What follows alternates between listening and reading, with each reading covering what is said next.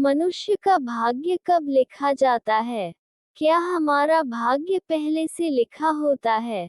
हमारे भाग्य में जो भी कुछ घटना है, वह पहले से तय है। दोस्तों, गरुड़ पुराण में बताया गया है कि मनुष्य के भाग्य में जो भी कुछ जन्म से मृत्यु तक जो भी घटना है, वह पहले से तय होता है। दोस्तों, मृत्यु और जन्म ही एक ऐसा सत्य है जिसे कोई टाल नहीं सकता है। पर दोस्तों, हम यह नहीं जान पाते हैं कि हमारा भाग्य हमारे से जन्म से पहले ही लिखा होता है या जन्म के बाद। लेकिन गरुड़ पुराण में जन्म मरण कर्म के बारे में विस्तृत रूप से जानकारी दिया गया है। तो आइए शुरुआत करते हैं गरुड़ पुराण की उस ज्ञानवर्धक प्रस्तुति की कि मनुष्य का भाग्य कब लिखा जाता है। क्या मनुष्य भाग्य उसके जन्म से पहले लिखा जाता है या जन्म के बाद? नमस्कार दोस्तों, स्वागत है हमारे इस चैनल में। पर मित्रों, गरुड़ पुराण की इस ज्ञानवर्धक प्रस्तुति में आपको ले जाने से पहले हम आपको बता दें कि इस वीडियो को आधा अधूरा देखना की गलती बिल्कुल भी नहीं करें, क्योंकि यह गरुड़ पुराण की ज्ञानवर्धक प्रस्तुति है जो आपके जीवन से जुड़ी हुई है। गरुड़ पुराण की इस रहस्यमय ज्ञान को जानने के बाद आपके जीवन से जुड़ी समस्त लाभ, क्रोध, मोह, दुखों का अंत होगा। मित्रों, भगवान श्री कृष्ण कहते हैं, कभी भी किसी व्यक्ति को जरूर पुराण की बातों को आधा अधूरा नहीं सुनना चाहिए, क्योंकि आधा अधूरा ज्ञान हमेशा विष के समान होता है। इसीलिए मित्रों, आपसे यही आग्रह है, आप इस वीडियो को बिना स्किप किए अंत तक जरूर देखिए। साथ ही इस वीडियो को एक लाइक करके चैनल को अवश्य सब्सक्राइब कर लीजिए। और हाँ दोस्तों, कमेंट बॉक्स में जय श्री कृष्णा लिखकर ईश्वर को आप अपना आभार व्यक्त जरूर कर दीजिए। इससे आपके जीवन से सभी दुखों का अंत होगा। आइए दोस्तों, जानते हैं गरुड़ पुराण में श्री कृष्ण ने बताए हैं कि हर मनुष्य के जीवन में जो कुछ भी होता है, वह जन्म से पहले से तय होता है, उसे कोई टाल नहीं सकता है।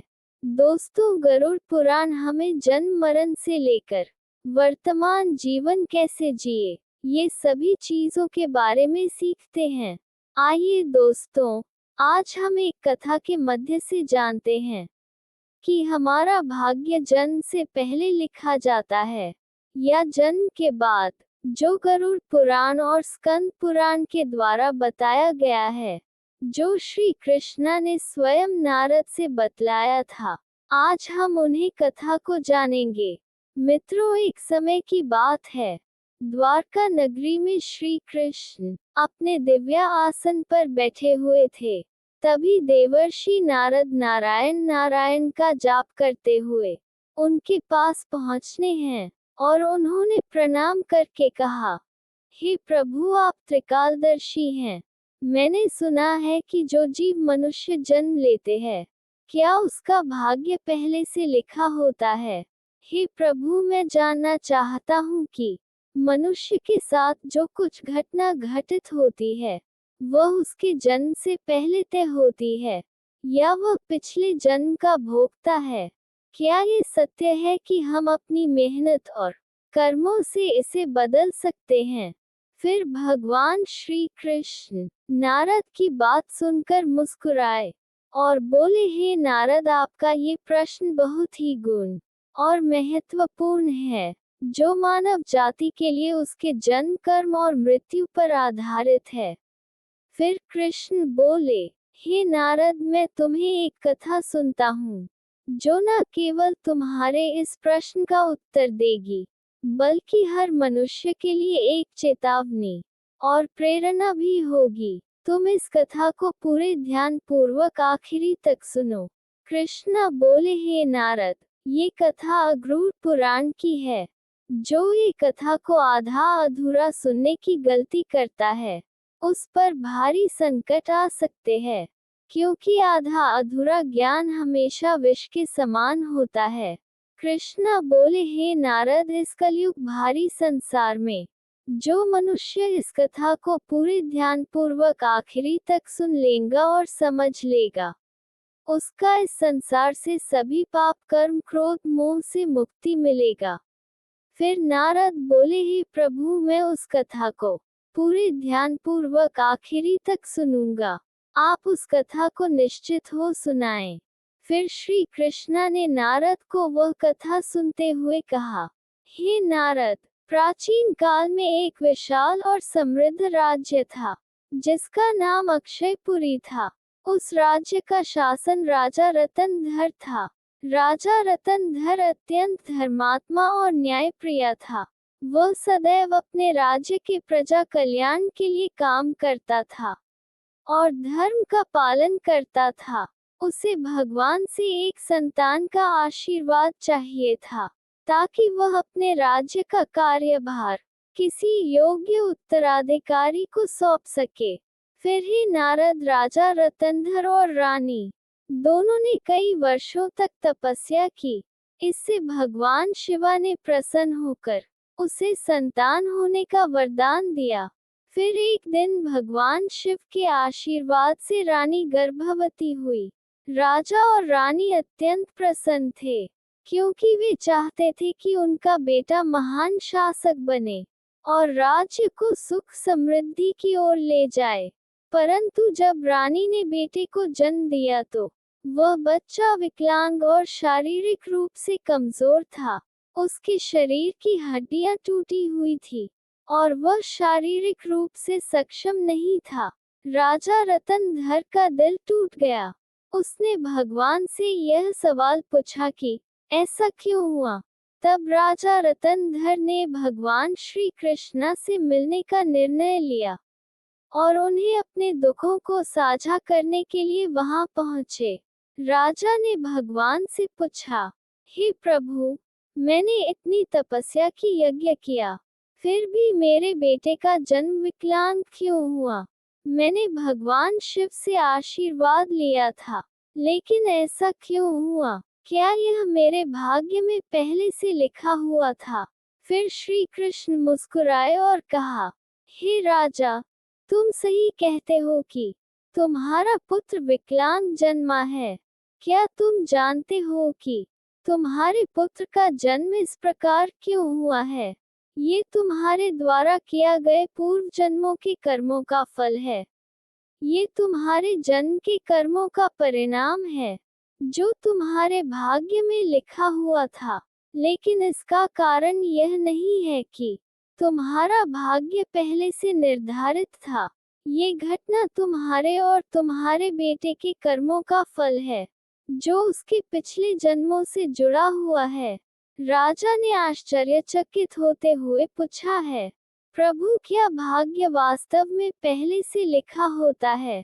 श्री कृष्ण ने कहा, जन्म मृत्यु और जीवन के उतार चढ़ाव पहले से निर्धारित होते हैं, लेकिन हम जो कर्म करते हैं वह हमारे भाग्य को बदल सकते हैं। जिस दिन तुम्हारे बेटे का जन्म हुआ उस दिन तुमने एक विशेष संतान का वरदान प्राप्त किया था, लेकिन उस संतान को चुनौतियां मिलना जरूरी था ताकि वह अपने जीवन में धैर्य, साहस और पराक्रम को विकसित कर सके। लेकिन उसका भविष्य केवल उस समय के कर्मों से नहीं होता है, बल्कि यह तुम्हारे पिछले जन्मों के कर्मों का परिणाम है। श्री कृष्ण ने राजा रतनधर से कहा, हे राजन, भाग्य और कर्म में बहुत गहरा संबंध है। हमारे कर्म ही हमारे भाग्य का निर्माण करते हैं। यही कारण है कि हमें जीवन में अपने कर्मों को सदैव धर्म और सत्य के मार्ग पर रखना चाहिए। श्री कृष्ण ने कहा, ये पिछले जन्म के कर्मों का परिणाम है। यदि तुम्हारा बेटा विकलांग जन्म है तो यह उसकी आत्मा के पिछले जन्म के कर्मों का फल है। जब तुम एक पुण्य आत्मा के रूप में जन्म लेते हो तो तुम्हारे जीवन में कठिनाइयां और संघर्ष जरूर होंगे, क्योंकि इस दुनिया में हर आत्मा को कुछ न कुछ कष्ट भोगना पड़ता है, ताकि वह अपने पिछले कर्मों को समाप्त कर सके। लेकिन याद रखो, तुम्हारे बेटे के जीवन में जो कठिनाई है, वह उसकी परीक्षा है। यदि वह धैर्य और साहस से इन कठिनाइयों का सामना करता है तो वह अपने भाग्य को बदल सकता है। एक दिन वह वही कार्य करेगा जिसकी कल्पना तुमने अपने जीवन में की थी। मित्रों, फिर राजा रतनधर ने पूछा, हे प्रभु, क्या मैं और मेरे पुत्र अपने भाग्य को बदल सकते हैं? श्री कृष्णा ने उत्तर दिया, बिल्कुल, तुम दोनों ही अपने भाग्य को बदल सकते हो। तुम्हारे बेटे के जन्म के समय जो विकलांगता थी, वह उसके कर्मों का फल था, लेकिन उसका भविष्य तुम्हारे अच्छे कर्मों पर निर्भर करता है। यदि तुम उसे साहस, धैर्य और आत्मविश्वास से भर दोगे, तो वह अपने भाग्य को बदल सकता है। तुम्हारे अच्छे कर्मों के परिणाम स्वरूप वह एक दिन महान बनेगा और राज्य का भार संभालने में सक्षम होगा। मित्रों, फिर भगवान श्री कृष्ण ने आगे कहा, भाग्य एक चक्र के समान है जो कर्मों के आधार पर घूमता रहता है। जब तुम अच्छे कर्म करते हो तो तुम अपने भाग्य को सुखमय बना सकते हो। फिर आगे श्री कृष्ण से राजा रतनधर ने कहा, क्या भाग्य निश्चित रूप से पिछले कर्मों से जुड़ा होता है? श्री कृष्ण बोले, हाँ, लेकिन उसे बदलने की शक्ति तुम्हारे हाथों में है। यदि तुम अच्छे कर्म करते हो तो वह तुम्हारे भाग्य को भी सुधार सकते हो। साथ ही भक्ति, साधना और सेवा से भाग्य बदला जा सकता है। भगवान की भक्ति से ईश्वर को प्रसन्न करके हम अपने भाग्य को बदल सकते हैं। अगर तुम अपने पुत्र को साहस और आत्मविश्वास से जीवन के संघर्षों का सामना करने की शिक्षा दोगे तो वह अपने भाग्य को बदल सकता है। राजा रतनधर ने भगवान श्री कृष्णा की बातों को पूरी तरह से आत्मसात किया और अपने पुत्र को शिक्षा देने का संकल्प लिया। उसने अपने पुत्र को कठिनाइयों के बावजूद साहस और विश्वास के साथ जीवन जीने की प्रेरणा दी। समय के साथ उस विकलांग पुत्र ने अपनी आत्मविश्वास और कठिनाई से लड़ते हुए समाज में महत्वपूर्ण स्थान प्राप्त किया। उसकी संघर्षशीलता और साहस ने राज्य में उसका सम्मान बढ़ाया। कृष्णा बोले, हे नारद, तुम ये समझो कि भाग्य एक निरंतर प्रक्रिया है जो कर्मों के आधार पर बदलती रहती है।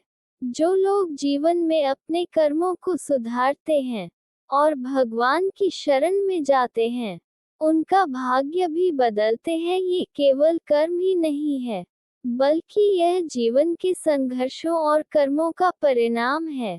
मित्रों, फिर श्री कृष्ण ने नारद से कहा, ये कथा हमें ये सिखाती है कि जीवन में जो कुछ भी घटित होता है वह हमारे पिछले कर्मों का फल है। भाग्य और कर्म का कोई निश्चित प्रारूप नहीं है। हमारा कर्म हमारा भाग्य बदल सकता है। मित्रों, गरुड़ पुराण से हम सीखने हैं कि यदि हम अच्छे कर्म करते हैं और सत्य की राह पर चलते हैं और ईश्वर के ध्यान करते हैं तो हम अपने जीवन की दिशा बदल सकते हैं।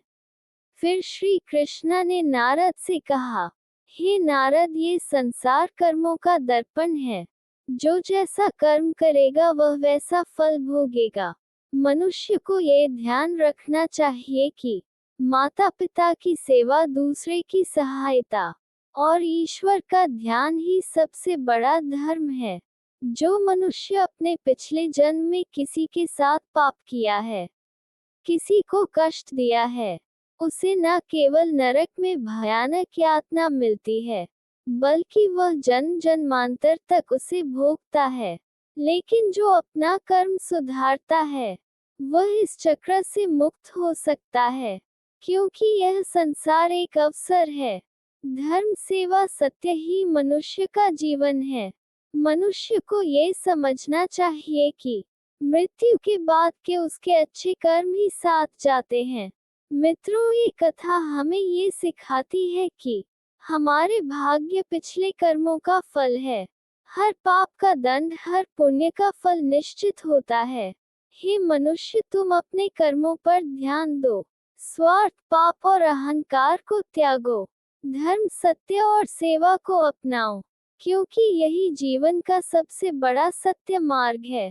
मित्रों, श्री कृष्ण ने इस प्रकार नारद को गरुड़ पुराण के रहस्य को बताया। मित्र, भाग्य निश्चित रूप से जन्म से पहले लिखा जाता है, लेकिन हम अपने जीवन के संघर्ष, सत्य, धर्म और ईश्वर की भक्ति से हम अपने भाग्य को बदल सकते हैं। मित्रों, गरुड़ पुराण में भाग्य का लेखा जोखा और कर्मों के बारे में उल्लेख मिलता है, पर दोस्तों, मनुष्य अपने कर्मों, संघर्ष और ईश्वर की भक्ति से हम अपने जीवन को बदल सकते हैं। मित्रों, गरुड़ पुराण हमें सिखाता है कि जीवन एक बोए हुए खेत की तरह है। मनुष्य खेत में जो भी बोते हैं, वही फल प्राप्त होता है।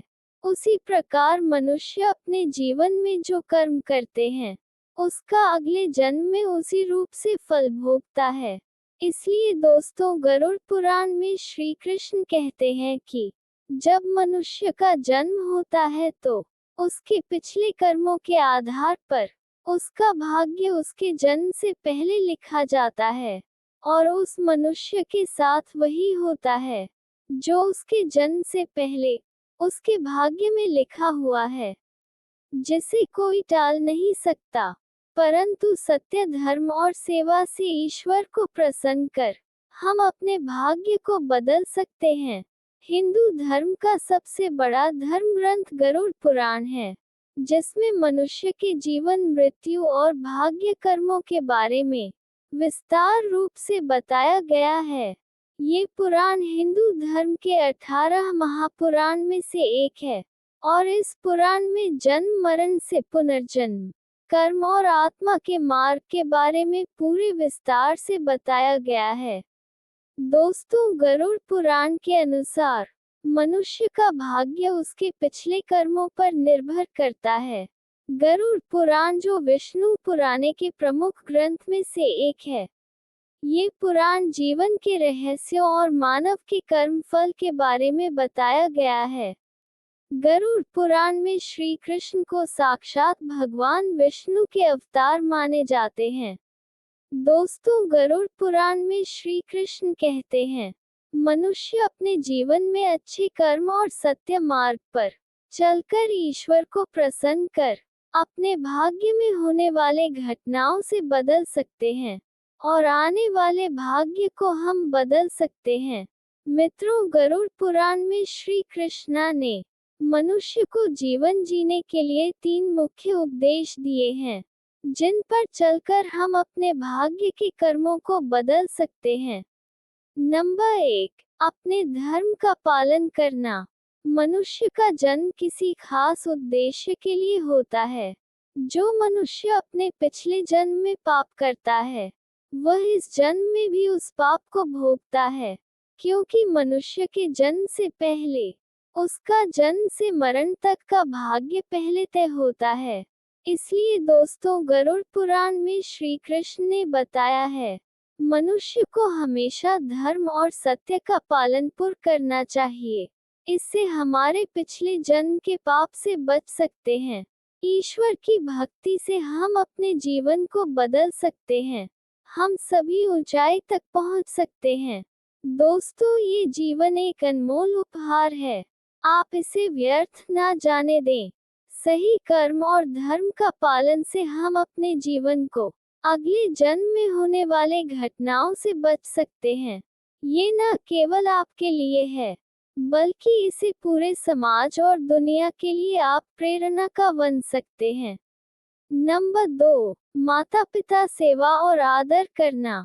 दोस्तों, गरुड़ में श्री कृष्ण कहते हैं कि मनुष्य को हमेशा अपने माता पिता की सेवा करनी चाहिए, क्योंकि माता पिता के ही चरणों से तीनों लोकों का स्वर्ग है। जो लोग माता पिता को नहीं मानते, उनका आदर नहीं करते, उन्हें न केवल नरक में भयानक यातना भोगनी पड़ती है, बल्कि उसके अगले जन्म में भी भारी संकट भोगना पड़ता है, और वह मनुष्य अपने पाप का परिणाम जन्म जन्मांतर तक उस कर्म को भोगता रहता है। नंबर 3, अहंकार। दोस्तों, गरुड़ पुराण में श्री कृष्ण ने बताया है, मनुष्य का सबसे बड़ा शत्रु उसका अहंकार होता है, जो मनुष्य को अपने कर्मों से दूर कर देता है। जिस मनुष्य के मन में अहंकार प्रवेश कर जाता है, वह मनुष्य अपने जीवन को उस ओर ले जाता है जहां उसे संकट के सिवाय कुछ और नहीं मिलता। उस व्यक्ति को न केवल नरक में भयानक यातना भोगनी पड़ती है, बल्कि वह व्यक्ति अपने आने वाले भाग्य को भी नरक की ओर ले जाता है। इसलिए मनुष्य को हमेशा सत्य, धर्म और प्रेम की भावना रखना चाहिए। इससे वर्तमान जीवन और आने वाले भाग्य हमेशा खुशहाल रहे। मित्रों, गरुड़ पुराण हमें सीखता है कि ये जीवन हमारे कर्मों का फल है। ये ग्रंथ हमें ये समझने की प्रेरणा देता है कि अपने जीवन में धर्म, सत्य, परोपकार का पालन करना ही सबसे बड़ा कर्तव्य है। धन्यवाद दोस्तों।